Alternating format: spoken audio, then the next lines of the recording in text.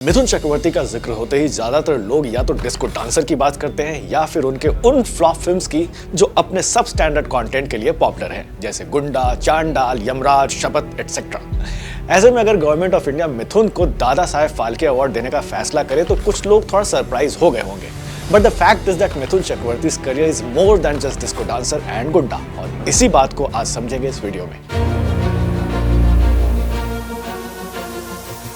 Government of India ने मिथुन चक्रवर्ती को इस साल का दादा साहब फाल्के अवार्ड देने का फैसला किया है।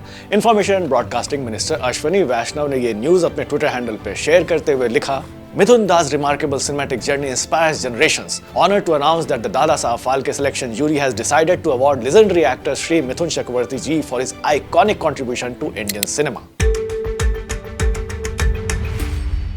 कोलकाता में बॉर्न मिथुन चक्रवर्ती का असली नाम गौरंगा चक्रवर्ती है। फिल्म इंडस्ट्री ज्वाइन करने से पहले मिथुन ने FTII से अपना ग्रेजुएशन किया था। इंडिया के some of the finest film makers and actors FTII से ही पास आउट हैं।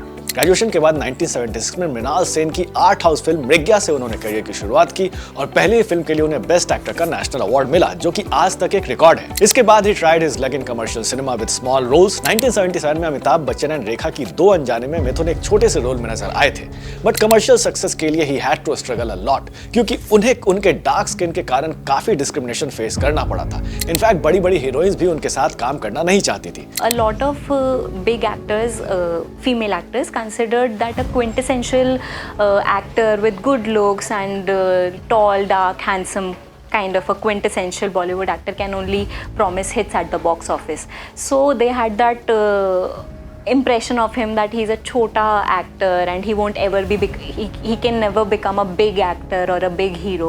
So that is why they never worked with him, considering that he cannot promise them a hit.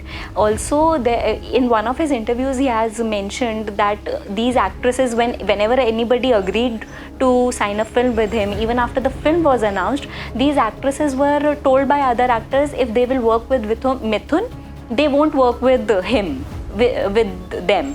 So that is why actresses refrained from working with Mithun, and Zeenat Aman did it and she brewed that jinx. हालांकि उन्हें पहला commercial success 1979 में मिला with a spy thriller Suraksha in which he played gun master G9। इस film में रंजीता, जो खुद उस वक्त नई एक्ट्रेस थी, वो मिथुन के साथ नजर आई। But it was in 1982 that Mithun became a household name with musical blockbuster disco dancer. Disco dancer India की फर्स्ट फिल्म बनी जिसने 100 करोड़ का बिजनेस किया था, और इसका maximum revenue came from Russia, जहां मिथुन काफी पॉपुलर हो गए थे। इसके बाद थ्रू आउट 90s में मिथुन की एक के बाद एक हिट मूवीज आई, जैसे प्यार झुकता नहीं, गुलामी और प्यार का मंदिर।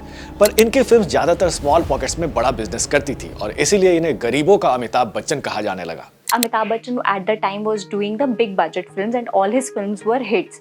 But at the same time, Mithun was doing low budget films, but he was also delivering hits.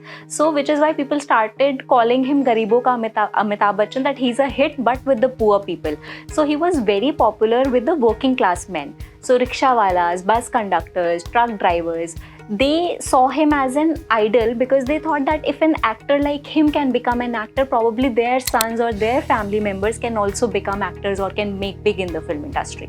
But let 80s आते आते मिथुन की पॉपुलैरिटी इतनी बढ़ गई कि अमिताभ बच्चन की अपनी फिल्म में मिथुन को कास्ट करना पड़ता था to bank on his popularity. Ganga, Jamuna, Saraswati और अग्निपथ इसके एग्जाम्पल्स हैं। ये वो टाइम था जब अमिताभ की फिल्में लगातार फ्लॉप हो रही थी, और ऐसा कहते हैं कि इन फिल्म्स में मिथुन की पॉपुलैरिटी को देखते हुए ही इन्हें सपोर्टिंग रोल के लिए कास्ट किया गया था। हालांकि गंगा, जमुना, सरस्वती और अग्निपथ दोनों ही बॉक्स ऑफिस पर फ्लॉप रही थी, बट अग्निपथ को क्रिटिक्स ने पसंद किया था, और जहां अमिताभ को इसके लिए नेशनल अवार्ड मिला, Mithun won the best supporting actor filmfare award. 1992 में Mithun cine and TV artist association CINTAA setup करते हैं to help needy actors. He was also the chairperson of film studio setting and allied mazdoor union, जो कि cinema industry के workers के welfare के लिए काम करती थी और उनके प्रॉब्लम्स को सॉल्व करती थी। In 90s Mithun's career saw major dip. इस टाइम सलमान, शाहरुख, आमिर खान जैसे न्यू कमर्स ने इंडस्ट्री टेक ओवर कर लिया था, एंड मिथुन की popularity lower middle class audience तक ही लिमिटेड रह गई थी।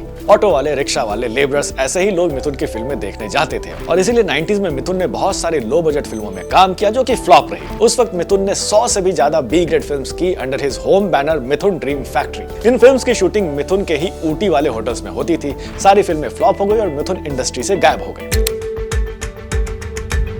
हालांकि 90s में जहां मिथुन की हिंदी फिल्म फ्लॉप हो रही थी, मिथुन लगातार बंगाली फिल्म में भी काम कर रहे थे, विच वर प्रेज्ड क्रिटिकली। उस एरा में ही मिथुन को 2 और नेशनल अवार्ड मिले थे, one for Tahader Katha and another for Swami Vivekananda, in which he played the character of Ramakrishna Paramhans.